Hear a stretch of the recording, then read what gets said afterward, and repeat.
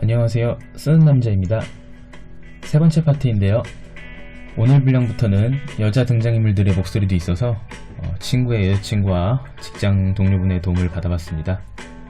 다시 한번 감사한 마음을 전하며 김정일 개새끼에봐 세 번째 파트 시작해보겠습니다. 제 소설에 대해 궁금한 점들 댓글 부탁드릴게요. 구독하기 버튼도 눌러주시면 감사하겠고요. 당장 은정이를 만나고 싶은 마음에 행정반에 달려가 인사계 선임에게 일병 정기휴가를 신청했다. 일병을 막 단 놈이 일병 정기휴가 신청이라니. 보통은 6개월을 참고 참다가 상병 달기 전에야 나가는 휴가이기 때문에 선임들에게 미친놈 소리를 들어야 했다. 점심을 먹고 병사식당에서 올라오자마자 은정이에게 전화를 걸었다.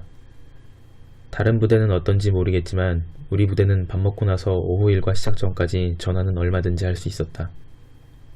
전화통을 붙들고 은정이에게 휴가 허락 받았다고, 다음 달 초에 나갈 수 있을 것 같다고 헐레벌떡 전했다. 은정이는 자기한테 자꾸 치근덕거리는 남자애가 있다며 빨리 나와서 나 안 잡으면 가버릴지도 몰라 라고 새침하게 말했다. 당연히 농담이라고 생각하면서도 사실 조금은 불안했다. 그래도 불안한 티를 낼 수는 없었다. 부대 안에 갇혀있는 군바리가 티 좀 낸다고 뭐가 달라지는 것도 아니니까. 그저 빨리 휴가 나가서 축하해줄 날만을 기다릴 수밖에.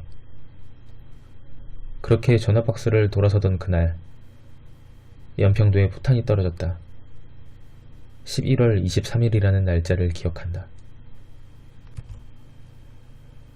훈련이 아닌 실제 상황이었다. 그날부터 2달 가까이 외부로 아무런 연락도 할 수 없었다. 북한의 추가 도발이 우려된다며 대대 전체가 막사를 비우고 DMZ 민간인 통제선 근처 방어지역으로 이동했다. 손톱, 발톱, 머리카락을 잘라서 봉투에 담아냈다. 인사과장님은 만약 전쟁이 나서 시체를 못 찾으면 이거라도 국립묘지에 간다고 말했다. 정말 이러다 전쟁이 나는 건 아닐까 싶은 숨막히는 하루하루가 계속됐다. 취사시설이 제대로 마련되어 있지 않아 식판 위에 비닐을 덧댄 다음 배식을 받아야 했다. 환경호르몬 운운하며 투덜거리는 사람들도 있었지만 그마저도 여의치 않은 이동작전 중에는 소금을 조금 섞었을 뿐인 주먹밥으로 끼니를 때워야 했다. 뜨거운 물이 담긴 솥에 넣어 데워진 전투식량들이 배급되기도 했다. 사회에서는 삼풍카레 같은 것들이 담겨있던 포장에 전투식량이라는 이름과 국방부 마크가 새겨져 있었다. 어떻게 방부 처리를 한 건지 유통기한이 5년은 되었는데 이미 시한이 1달 정도 지나 있었다. 내용물은 꽁치조림이나 볶음밥 같은 것들이었다. 먹고 나면 속이 부글부글 끓어서 화장실부터 찾게 됐다. 삽으로 구덩이를 파 만든 임시 화장실에는 변이 가득 차서 볼일을 볼 때마다 구역질이 났다. 이젠 정말 몸도 마음도 한계라고 느꼈을 무렵 느닷없이 비상상황이 해제됐다. 처음 포탄이 날아왔을 때처럼 내가 미리 알 수 있는 건 아무것도 없었다. 원래 막사가 반가워 보일 지경이었다. 다들 역시 집이 최고라는 농담을 했다. 내무반 내 자리에 군장을 내려놓자마자 선임들 눈치도 아랑곳 않고 전화박스로 뛰어갔다. 먼저 엄마에게 전화했다. 물기 어린 목소리로 어디 아픈 데는 없냐는 말을 연거푸 물어오는 엄마에게 괜찮다고 걱정 마시라고 연거푸 대답하는 도돌이표 통화를 마친 다음 곧바로 은정이에게 전화를 걸었다. 핸드폰 번호가 바뀌어 있었다.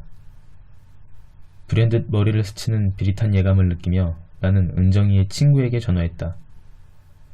치킨 박스를 열면 다리부터 집어먹는 내 마투임을 흘겨보곤 했던 은정이의 친구는 내게 은정이에게 다른 사람이 생겼고 은정이가 우리 학교가 아닌 서울에 있는 다른 학교에 갈 것이라는 말을 전해주었다. 아저씨 그동안 뭐 했어요? 우리나라는 뭐 아저씨 혼자 지키고 있어요? 애초에 군대에서 여자를 사귄다니 될 일이 아니었다고 그렇게 생각하기로 했다. 하지만 그런다고 가슴에 둔탁하게 뭉쳐진 무언가가 풀어지지는 않았다. 내 탓이 아닌데. 내가 그러고 싶어서 그런 게 아닌데. 내가 여기에 있고 싶어서 있는 게 아닌데. 그러거나 말거나 기상나팔이 울리면 일어나 모포를 개고, 훈련을 받다가도 때가 되면 경계 근무를 나가고, 저녁밥을 먹고 나서는 화장실 청소를 했다. 하루 일과가 모두 끝나고 점호를 마치면 불 꺼진 내무반에서 선임들이 몰래 보는 TV 소리를 들으며 잠을 청했다. 내 생활이 별반 달라질 것은 없었다. 시스템은 개인에게 늘 그러한 것이 아닐까. 대담님은 비상상황 해제 마무리 훈련으로 위수지역 60km 행군을 지시하셨다. 왜 비상상황이 해제가 되었는데 마무리로 훈련을 해야 하는지 이해하기 어려웠지만, 생각해보니 이미 이해하기 어려운 일들 투성이었다. 나는 더는 이 공간 안에서 일어나는 일들에 의문을 품지 않기로 했다. 얼굴에 까맣게 먹칠에 가까운 위장을 하고, 박스를 집어넣어 각만 잡고 소금 비워둔 가라 군장을 등에 맸다. 발바닥에 물집이 생기는 걸 조금이나마 막아보려고 비누를 바른 양말을 두 겹으로 겹쳐 신고 터벅터벅 발걸음을 재촉했다.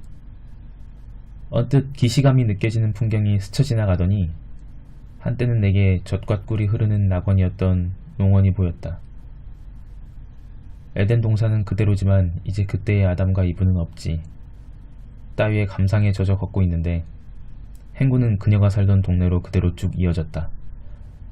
아, 곧이어 나는 그녀의 집 앞을 지나쳤고 다른 남자와 팔짱을 낀 채로 걷고 있는 그녀를 보았다. 내 마투임은 저거 그분 아닙니까? 라고 내게 물었고, 내 맞선임은 내 마투임에게 쌍욕을 하면서 얘 건드리지 말고 닥치라고 말했다. 난 그날 3가지 사실을 깨달았다. 내 맞선임도 욕을 할 수 있다는 것, 내 마투임은 진짜 병신이라는 것, 그리고 정말로 은정이에게 다른 남자가 생겼다는 것. 박격호 관장님은 연평도 폭격 사건은 북한이 김정은의 3대 세습체계를 확고히 하기 위해, 그러니까 일종의 업적을 쌓아주기 위해 일으킨 것 같다는 말씀을 하셨다. 나는 간부들이 주관하는 정훈교육에 더욱 열심히 참여했고, 뉴스에 김정은이 나오는 걸 보고 리모컨을 집어 던지기도 했다. 그런 나의 모습이 선임들의 감수성을 자극했는지 이런 몸이 불편한 아이, 하는 짓이 남성의 생식기와 같구나와 같은 따뜻한 격려와 위로의 말을 들어야 했다. 그래도 꿋꿋했다. 토요일 밤에 선임들이 여배우 김정은이 진행하는 음악 프로그램 김정은의 초콜릿을 틀어도 TV로는 고개도 까딱하지 않았다. 걸그룹이 게스트로 나와도 나를 움직일 순 없었다. 그렇게 나는 선임들의 사랑과 관심을 받으며 짬을 먹고 무럭무럭 자랐다. 상병 계급장을 달았고 후임들이 많이 들어왔다. 은정이를 만나면서 끊었던 담배도 다시 피우기 시작했다. 자연스레 잊게 될 거라고, 얼마 안 있으면 은정이의 이름도 기억나지 않게 될 거라고 생각했다. 하루하루를 지어가는 것에만 온 신경을 집중하던 그 무렵, 주말에 누군가 내게 면회를 왔다. 은정이었다. 거북했다. 이제 와서 무슨 면회란 말인가.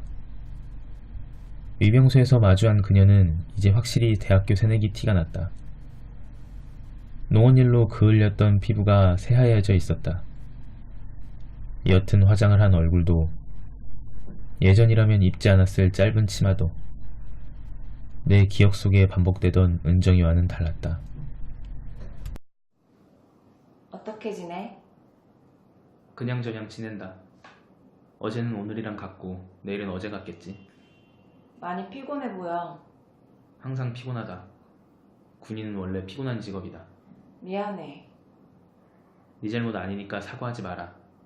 너한테 사과받을 이유 없다. 대학교는 다닐만 하냐? 시트콤 같진 않지만 재밌어. 사람도 많고 볼 것도 많고. 여기 뭐하러 왔냐? 그냥 어떻게 지내는지 보고 싶었어. 오면 안 돼? 안 되는 건 아니지만 올 이유도 없다. 오지 않았으면 좋겠다. 아니, 오지 마라. 나는 다음 타임 경계근무라는 거짓말을 하고 면회실에서 나왔다. 과물대에 박아뒀던 말보로 레드 한 갑과 레스비 4캔을 들고 흡연장으로 갔다. 해가 뉘엿뉘엿 산허리에 걸려 하늘이 붉어지고 연병장 스피커에서 동해물과 백두산이 하고 애국가가 울려 퍼질 때쯤 담배 한 갑을 다 피웠다. 전부 잊어가고 있다고 생각했었다. 만나보니 전혀 아니었다. 은정이란 이름이 머릿속에 선명히 각인돼 있었다.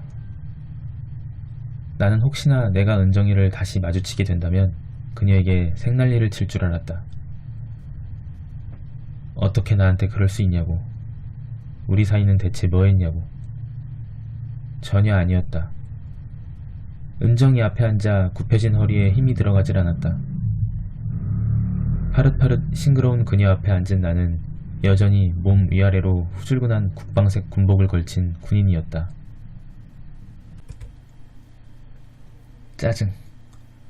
짜증이 났다. 그래, 짜증이 맞을 것이다. 분명. 막상 만나고 보니 그저 짜증이 날 뿐이었다. 무엇 때문에 누구에게 짜증을 내야 하는지는 알 수가 없었다. 그래서 더 짜증이 났다.